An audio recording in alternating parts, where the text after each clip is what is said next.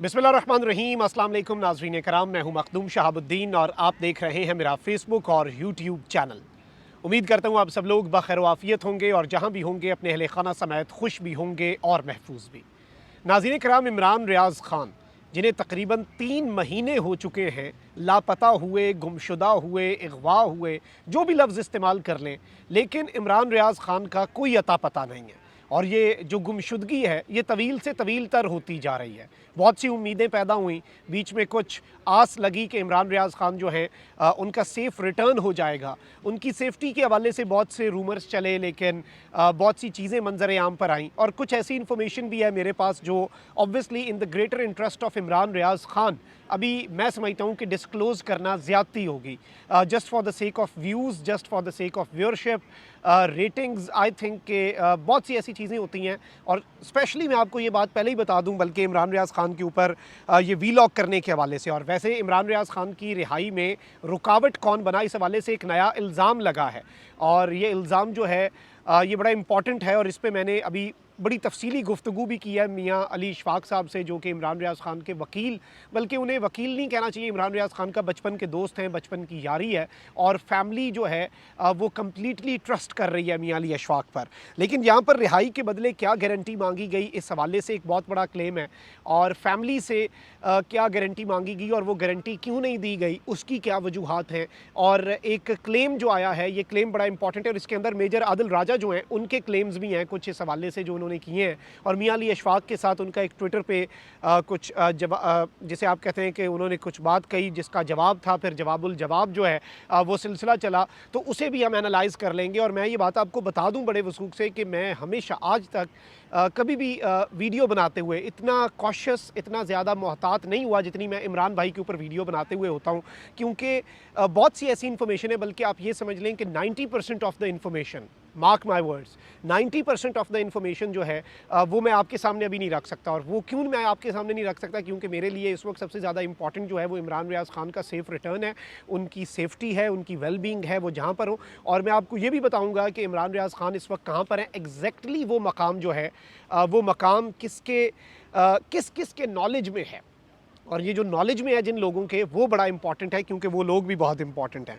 तो डिस्कस कर लेते हैं एक एक करके चीज़ें। नाज़रीन कराम, सबसे पहले आदिल राजा साहब वाला मामला कर लेते हैं, क्योंकि आदिल राजा जो हैं इन्होंने एक ट्वीट किया कल और इन्होंने कहा कि ISI के सीनियर ज़राए ने तस्दीक किया है कि इमरान रियाज़ ख़ान ISI सेंट्रल इस्लामाबाद के सेक्टर कमांडर की तहवील में है।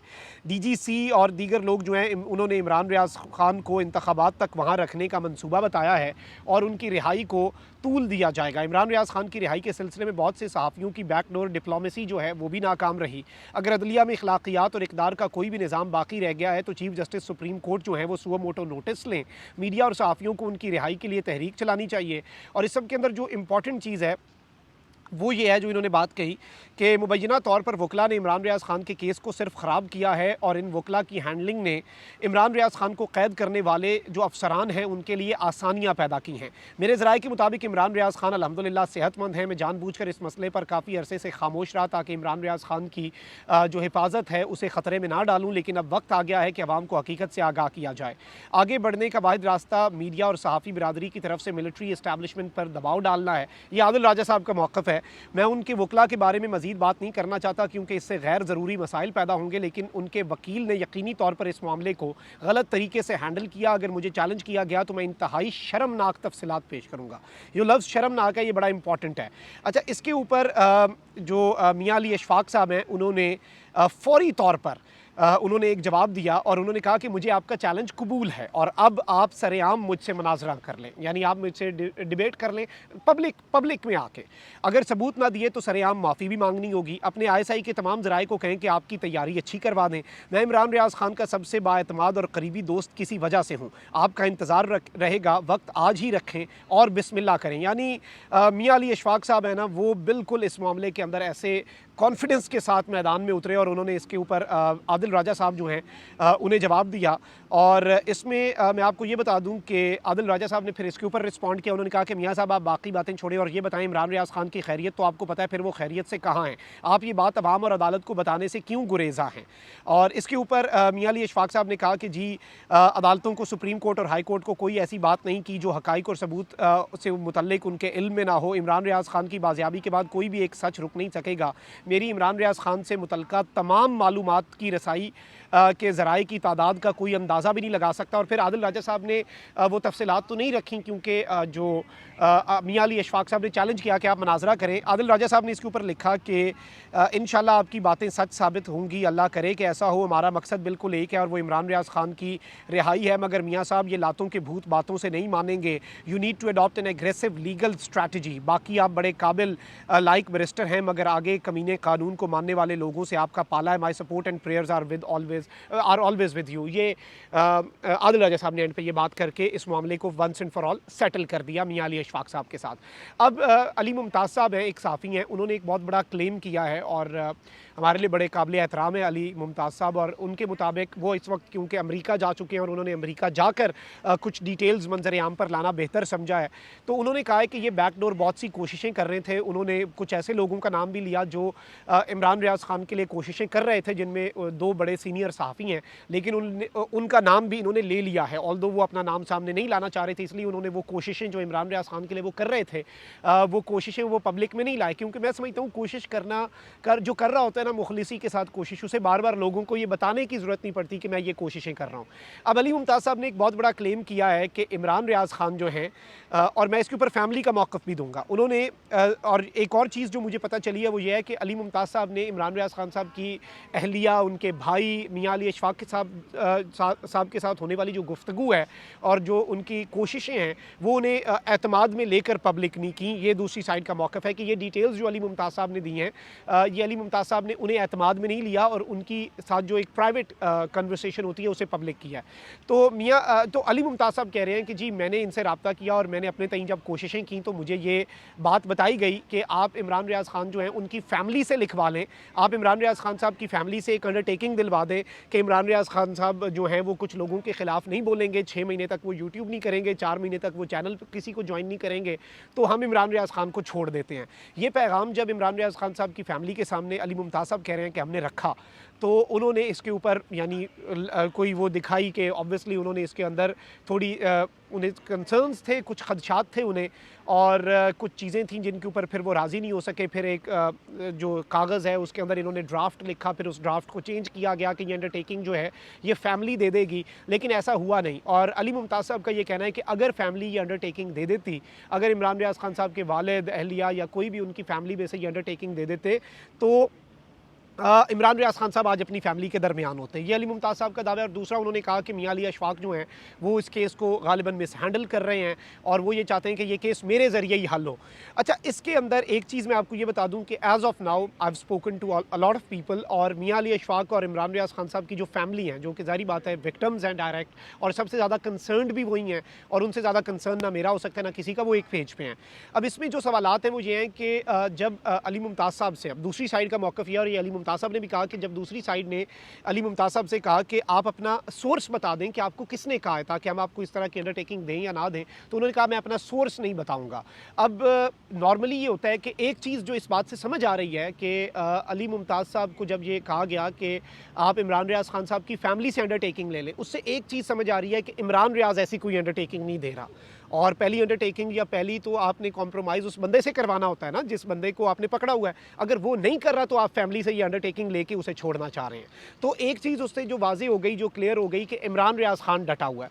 दूसरी इस बात से जो चीज़ है वो ये है कि फैमिली जो है वो इसमें इस बात के ऊपर डटी हुई है कि भाई इमरान रियाज खान साहब जिस बात के ऊपर नहीं मान रहे, वो बात पे हम कैसे, वो बाहर आके, और ऑब्वियसली या तो आप उनकी पहले उनके वालिद साहब की उनसे मुलाकात करवा दें, वो उन्हें ऑन बोर्ड ले लें और वो उन्हें कहें कि हम ऐसी अंडरटेकिंग दे रहे हैं और आप आपने अबाइड बाय करना है ऐसी अंडरटेकिंग के, अगर ऐसा कोई मामला है तो इस चीज़ की तरफ कोई नहीं आ रहा था। और ऑब्वियसली इसके अंदर कंसर्न्स भी होते हैं। फॉर एग्जांपल मैं आपको एक छोटी सी चलें एक रियल लाइफ एग्जांपल दे देता हूँ। अल्लाह ना करे किसी शख्स को अगवा कर लिया जाए, किसी के प्यारे को पीछे कॉल आए कि जी आपका बंदा अगवा है और आपने इतने पैसे देने हैं, भत्ता देना है या आपने तावान देना है, हम आपका बंदा छोड़ देंगे। वो पैसे देने से पहले कुछ तो गारंटी मांगेगा ना, वो कहेगा भाई तुम्हारे पास है, उसकी कोई फुटेज भेजो, उससे हमारी बात करवा दो, फ़ोन पे बात करवा दो, हमें पता तो हो जिसे हम एक चीज़ इन रिटर्न दे रहे हैं for the safe return of that person, वो ऑथेंटिक भी है, वो किसी और वो यानी हवा में तो नहीं है। तो उनका मौक़िफ़ ये है कि भाई ऐसी कोई चीज़ हमारे साथ नहीं की गई। तो ये एक स्टांस है जिसे समझना ज़रूरी है। लेकिन इसमें एक चीज़ जो इस्टेब्लिश हो रही है वो ये है कि इमरान रियाज़ खान साहब जो हैं उनके ऊपर किसी किस्म का प्रेशर ज़रूर है। और मैं आपको यहाँ पर ये भी बता दूँ कि इमरान रियाज़ खान साहब कहाँ हैं, ये बात नहीं बताई जा सकती। और मैं समझता हूँ कि किसी से हमारी कोई लड़ाई नहीं है। मैं बार बार हाथ जोड़ के सबको ये दरख्वास्त करता हूँ, किसी इदारे से, किसी शख्स से, किसी फ़र्द वाहिद से, किसी बंदे से हमारा कोई फड्डा नहीं है। इमरान रियाज़ खान साहब हमें वापस चाहिए। इमरान रियाज़ खान साहब जाने उनकी वो आएँ, अल्लाह उन्हें खैरियत से लाए, वो सेहतयाब हैं और ठीक हालत में हैं। अब now he is in a good condition. इस नाउ में या अब में भी एक कहानी है, आप उसे समझ जाएँ तो समझ जाएँ। लेकिन अल्लाह ताला इमरान रियाज़ खान साहब को वापस लाए और वो डिसाइड करें कि what information he wants to share with the people and what not.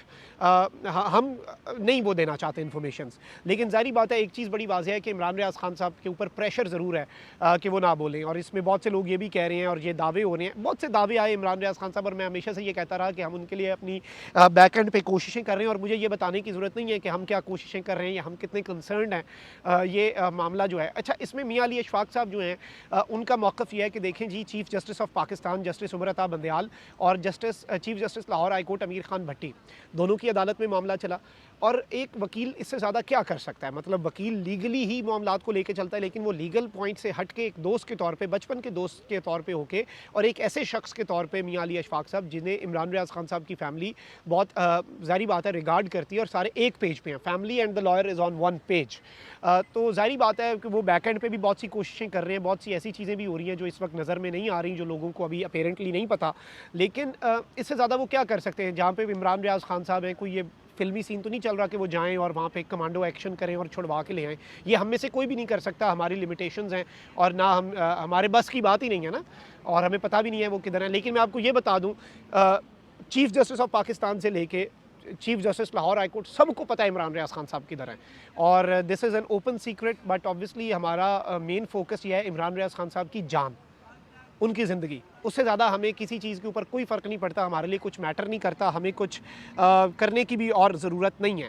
तो मैं आपको ये बता सकता हूँ कि इस तरह की डिबेट में जाके इसकी ज़रूरत नहीं है। ये प्रोडक्टिव नहीं है, काउंटर प्रोडक्टिव भी हो सकती हैं कि आप इस तरह की डिटेल्स को मंज़र-ए-आम पर लाएँ कि फ़ैमिली से ये बात हुई, ये हुई।